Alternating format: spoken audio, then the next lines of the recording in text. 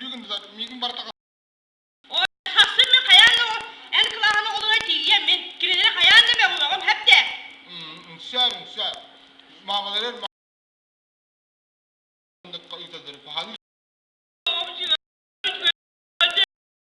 Ya vaktilen kulturalı tu yere hakki yapım bakaran men. niye bunu oğlum ha? Naharca var duvarlar vallahi diye. Kiren huwa kaygın ciddiler. Hadi bilgin balanı canına gelecekler. Götürü bala. Ona bile tohbutun yiyin. Hükümetin yiyin belemden yapıdır. Ekellakla köndürer.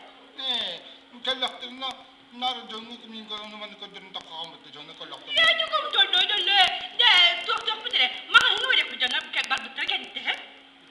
Açana naturalne sakılı yapı. Yakın. Aha, piscina bayım yakılık taktın. Ilan bağlı doğru diyor bana. Ne yapıyorlar? Onu ne yaptığımı. Değil. Aklı asık kemigin geldi bırak. Dada, götürü var kalile.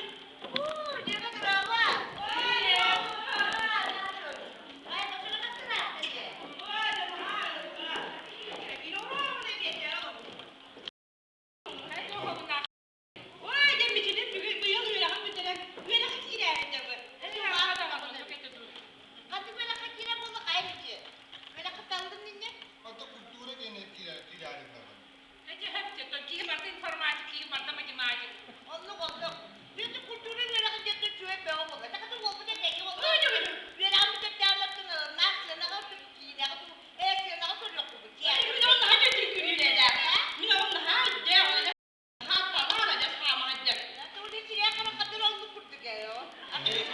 Şuraya kadar. Kaddelerinde.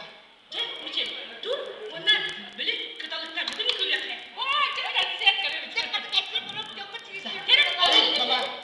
Evlat gibi.